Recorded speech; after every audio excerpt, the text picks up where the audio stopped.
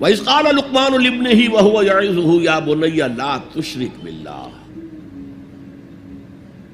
ذرا یاد کرو جب کہ کہا تھا لقمان نے اپنے بیٹے سے، اور وہ اسے وعظ کہہ رہے تھے، نصیحت کر رہے تھے. عام طور پر یہی خیال ہے کہ یہ انتقال کے وقت کی نصیحت اور وصیت تھی.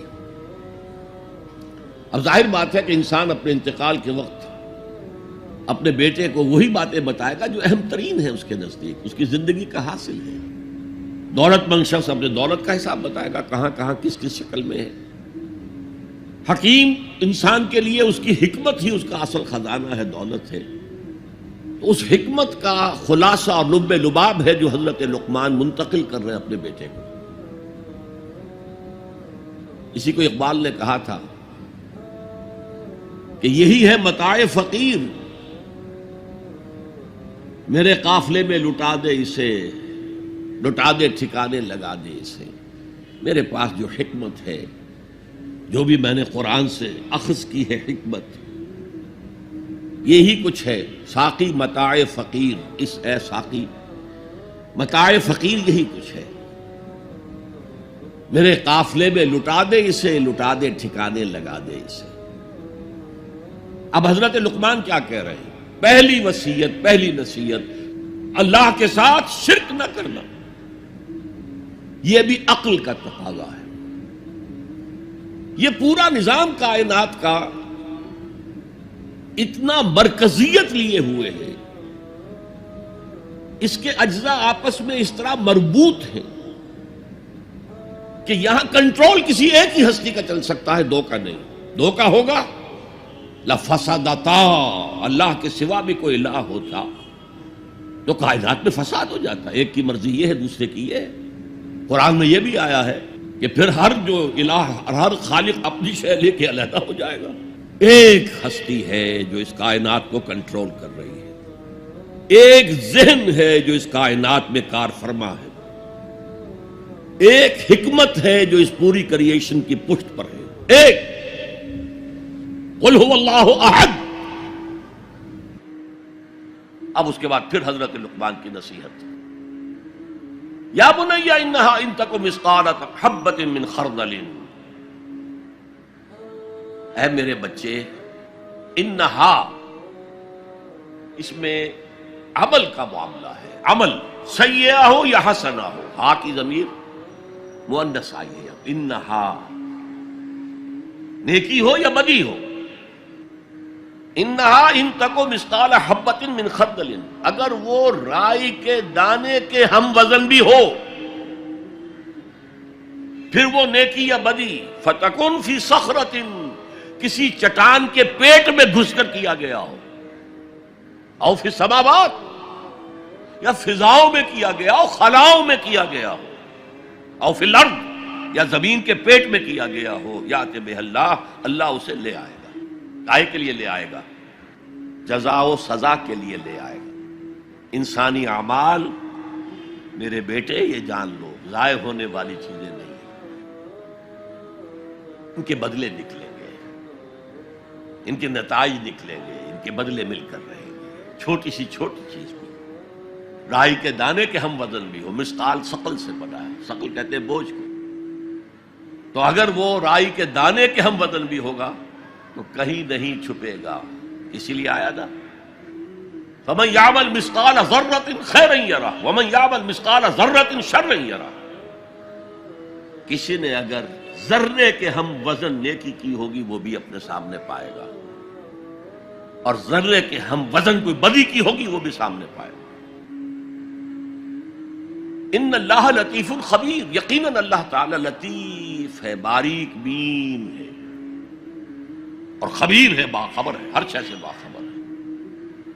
لا یخفی علیہ شیء فی الارض ولا فی السماء، کوئی شے اس پر مخفی نہیں ہے، نہ زمین کی نہ آسمانوں کی. تیسری نصیحت، یا بنی اقم الصلاۃ وامر بالمعروف وانہی عن المنکر واصبر علی ما اصابک. اے میرے بچے، نماز قائم رکھ. اب نماز سے مراد کون سی نماز ہے؟ آپ اس سے اپنی نماز نہ سمجھیے. ہم سے پہلے بنی اسرائیل کے اندر کچھ اور نماز کی شکل تھی، ہمیں کچھ اور نماز کی شکل دی گئی ہے، ہمیں نماز کے اوقات اور دیے گئے، ان کے کچھ اور تھے، لیکن کیا شے مشترک ہے؟ اللہ کے ساتھ ایک لا لگانے کی شکل، اللہ کے ساتھ تجدید عہد کرتے رہنا، اللہ تعالی کے ساتھ ایک تعلق قلبی اور ایک ربط ذہنی برقرار رکھنے کا کوئی نظام ہونا چاہیے۔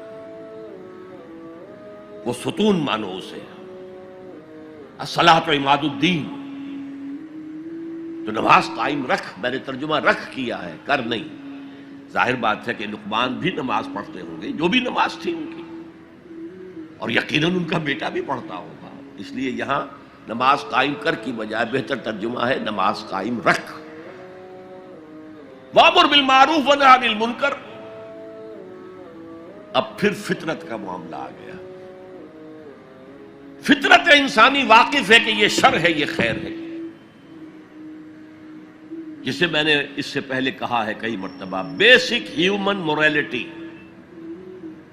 جو پوری انسانیت کی میراث ہے، ہر مذہب میں وہی ہے، اسی کی بنیاد پر کچھ لوگ ڈیولپ کرتے ہیں فلسفہ وحدت ادیان، لیکن وہ بات درست نہیں ہے۔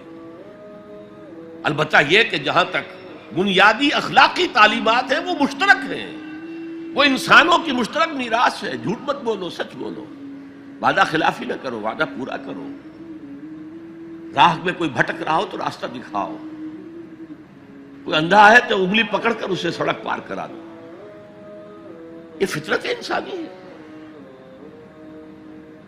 اس پہلو سے معروف کا لفظ آیا، نیکی کا لفظ ہی نہیں آیا یہاں، جانی پہچانی شے۔ اذا ساعت کا سیئتک وحرت کا حسنتک فانت مومن، اگر تمہیں کوئی نیکی کا کام کر کے مسرت حاصل ہو، دل میں انشراح ہو جائے اللہ نے مجھے توفیق دی، اور کوئی برا کام کر کے برا لگے یہ میں نے کیا کر دیا، نہیں کرنا چاہیے تھا، تو تم مومن۔ تو معروف شے ہے، جانی پہچانی چیز ہے نیکی، اور منکر ہے، فطرت انسانی ابا کرتی ہے برائی سے۔ یہ علیحدہ بات ہے کہ انسان جو ہے اپنی فطرت کے خلاف چلتا ہے، اپنے مفادات کو دیکھتا ہے، دنیا پرستی میں غرق ہو گیا ہے کہ اندر سے اس کا ضمیر کانشنس اسے ملامت کرتا ہے، تم غلط کام کر۔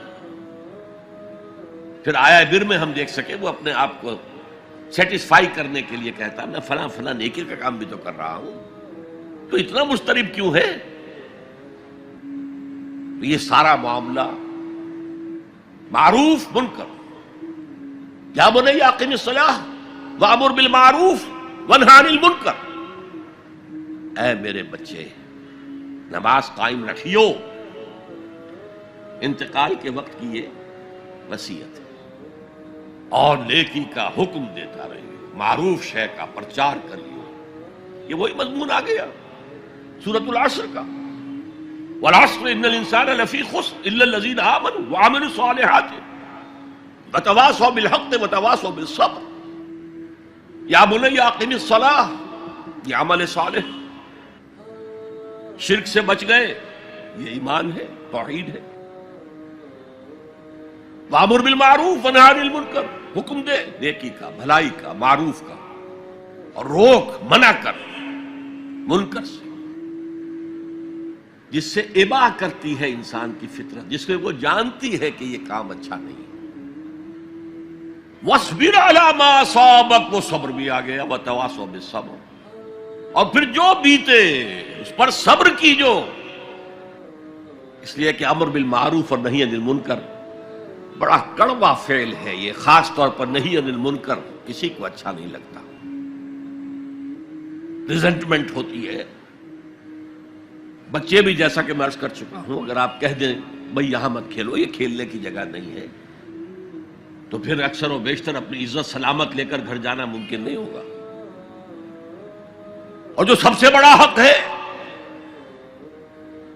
یہ زمین، یہ کائنات اللہ کی ہے، وہ اس کا حاکم ہے، اس کی حاکمیت قائم کرو۔